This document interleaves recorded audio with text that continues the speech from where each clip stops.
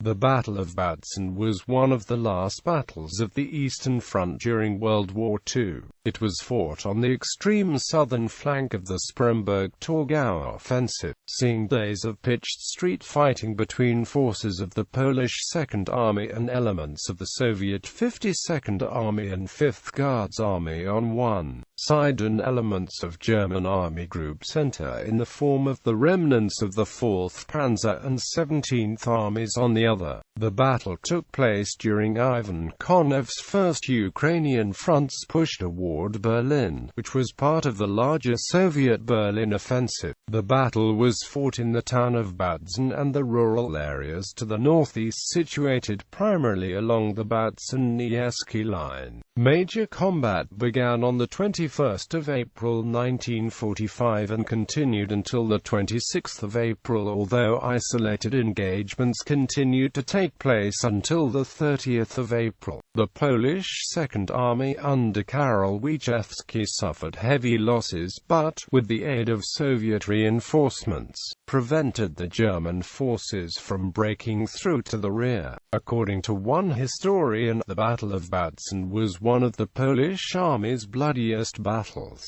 After the battle, both sides claimed victory, and modern views as to who won the battle remain contradictory. Because the war was almost over and the battle had no strategic impact on the ongoing Battle of Berlin, German historiography has focused more on its tactical aspects. The German operations successfully recaptured Bautzen and its surroundings, which were held until the end of the war. Polish historiography during the People's Republic of Poland portrayed the battle as difficult, but victorious. After the fall of communism, Polish historians became much more critical of Wieczewski's command, blaming the near destruction of the Polish force on his incompetence and desire to capture Dresden. The battle's outcome is now generally seen in Poland as a very costly victory for the Soviets and the Polish allies. Background: in the last months of World War II, the Polish Second Army, under General Karol Wieczewski, took part in the Soviet drive on Berlin. Part of Marshal Ivan Konev's First Ukrainian Front, the Poles operated in the center of the front, flanked on the right by the 5th Guards Army and on the left by the 7th Mechanized Corps. Opposing these forces was the 4th Panzer Army under General Fritz Hubert Grazer, of Field Marshal Ferdinand Schörner's Army Group Center. On the 17th of April, the Polish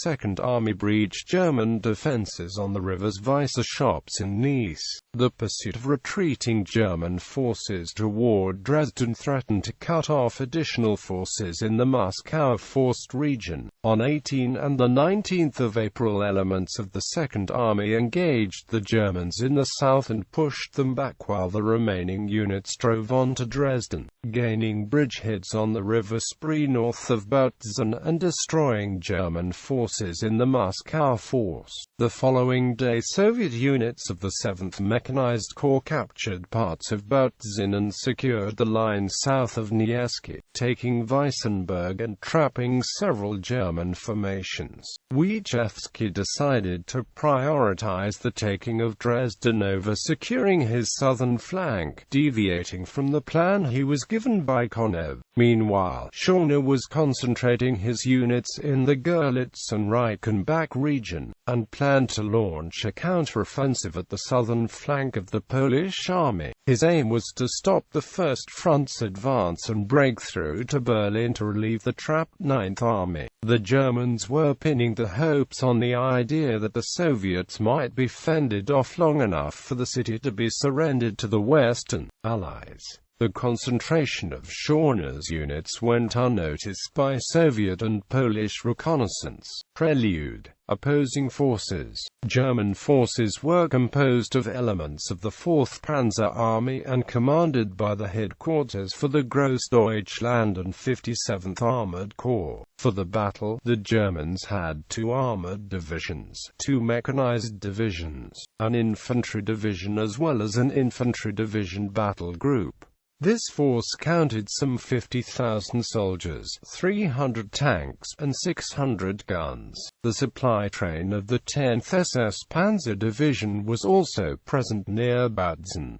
The Polish Second Army consisted of 5 infantry divisions, about 84,000–90,000 men, and 500 tanks. Many of them were new recruits inexperienced in combat, incorporated from the recently retaken Polish territories. The quality of the officer corps has also been questioned. One of the major problems facing the People's Army was lack of a qualified cadre. In 1944, estimates showed that the army had 1 officer for each 1,200 soldiers.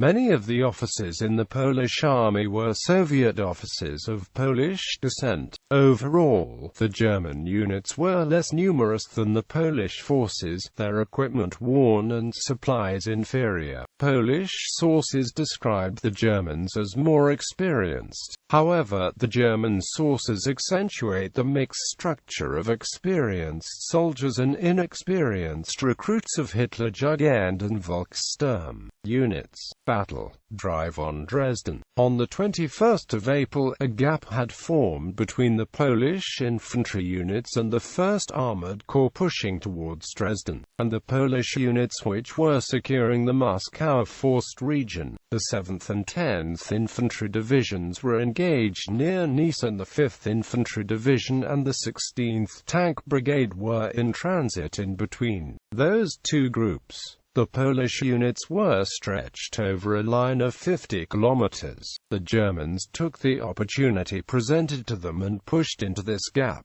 The events of the 21st of April marked the beginning of this battle. In the west, the 20th Panzer Division commenced its drive on Bautzen, while in the east the 17th Infantry Division advanced on Niesky and Weissenberg, freeing a number of trapped German troops on its way. The Germans drove in between the Polish Second Army and the Soviet 52nd Army around Bautzen, some 40 kilometers northeast of Dresden and 25 kilometers west of Görlitz, sweeping the Soviet units of the 48th Rifle Corps, and driving towards Spremberg. Major General M.K. Puteiko, commander of the 52nd Army's 254 Rifle Division of the 73rd Rifle Corps, was mortally wounded around Bautzen. At first, Polish General Wyszewski continued with his attempt to take Dresden, which contributed to the growing chaos in the Polish forces. As many communication lines were cut, the Germans succeeded in linking up with the remnants of the forces in the Moscow force, and throwing the local Polish and Soviet forces into chaos. The Polish Second Army lost cohesion and split into 4 groups. Several units of the Polish Second Army found themselves surrounded. In particular, the Polish 5th Infantry Division and 16th Tank Brigade were struck in the rear, suffering severe losses. The headquarters of the 5th Division, defended only by sapper and training battalions, came under attack. The command group managed to break through to the 16th Tank Brigade, but that unit itself was almost annihilated at Forstgen, losing over 90% of its personnel. Out of 1,300 soldiers, only about 100 survived. The commanding general of the Polish 5th Infantry Division, Alexander Waskowicz, was killed in the village of Niederkine, today a part of Bautzen. Between 196 and 300 captured German members of the Volkssturm were locked in a barn which was set on fire by retreating Polish and Soviet troops. By the 23rd of April, the German breakthrough reached the Schwarze Schops River in the east, and Lohsa Opitz and Großdorbrau in the west. The main body of the German force was located in the forested region around Lohsa. The Germans continued the push toward Königswerder and Hoyerswerda.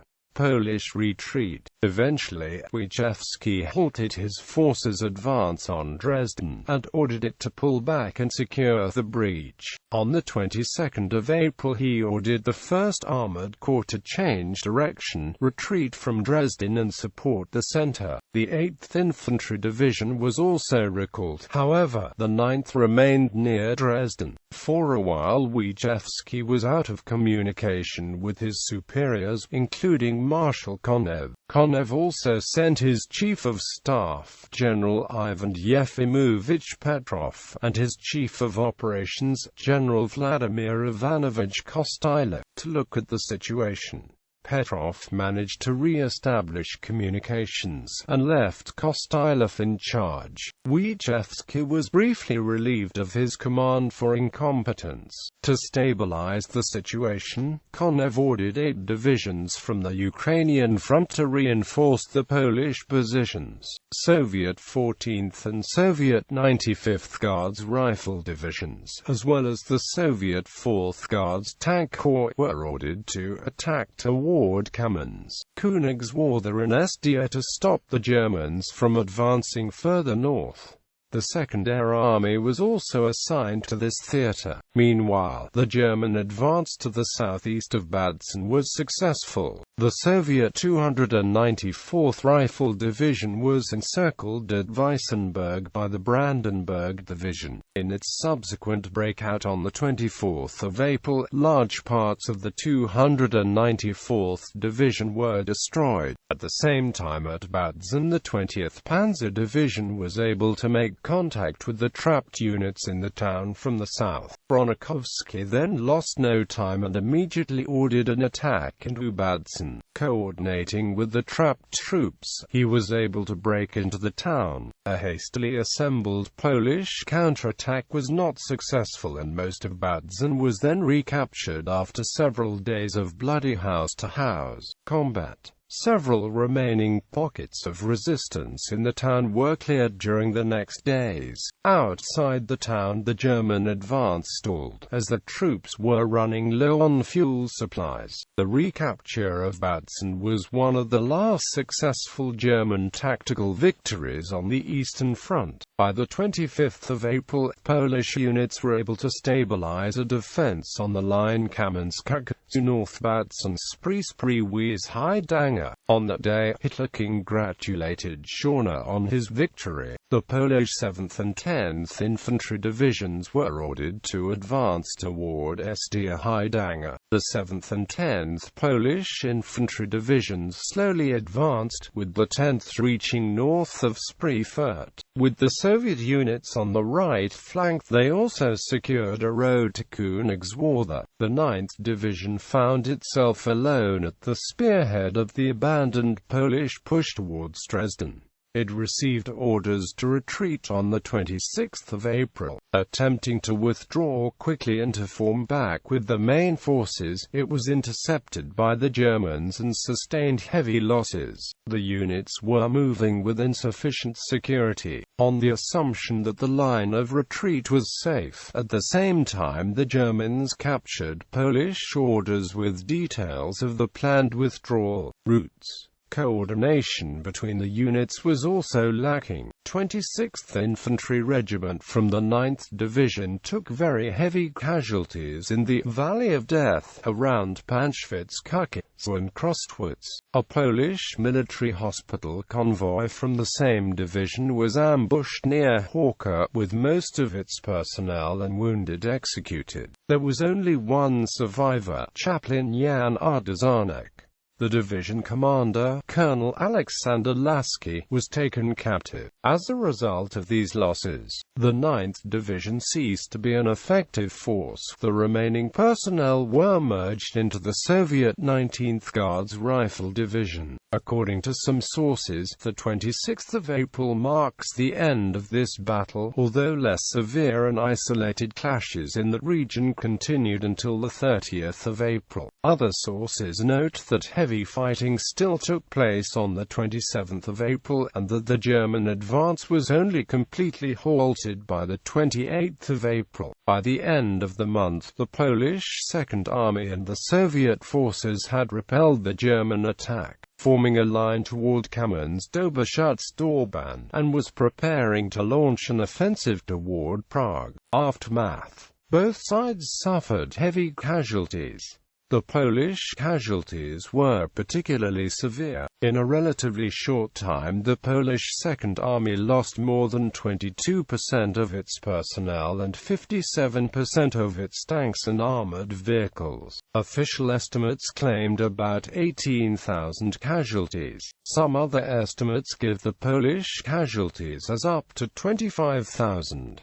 According to Polish historian Zbigniew Wora, this was the most bloody battle that the Polish army had been involved in since the Battle of Bautzen in 1939. German casualties were significant, but less than the Polish and Soviet ones. Contemporary Polish sources estimated German losses at 6,500 personnel, which is now seen as an inflated estimate. The German forces failed in their objective of breaking through the First Ukrainian Front and coming to the aid of Berlin. They managed, however, to inflict very serious casualties on the local Polish and Soviet units and stop the Polish drive on Dresden. The successful recapture of Bautzen, Weissenberg and surroundings is called one of the last successful German armored counterattacks of the war. Bautzen and surroundings stayed in German hands until Germany's capitulation.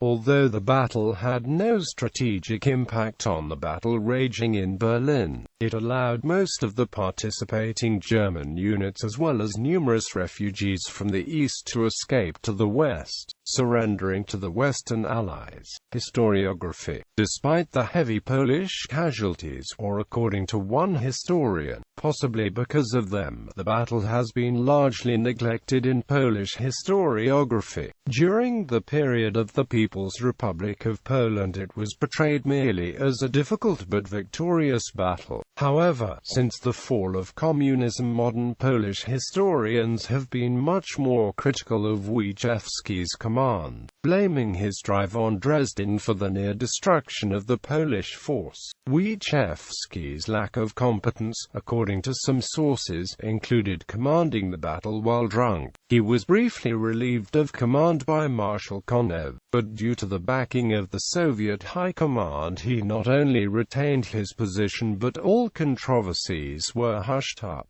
and after the war was hailed as a hero. The actions of other Polish officers have also been questioned, such as the 9th Infantry Division commander's decision to advance without sufficient reconnaissance and escort. In modern Polish historiography, the battle's outcome is seen as a victory, if a very costly one, for the Polish and Soviet troops, as noted by historians such as Wora and Komorowski. Despite the heavy casualties, the Polish-Soviet front line was not seriously breached, and thus the German offensive was a failure.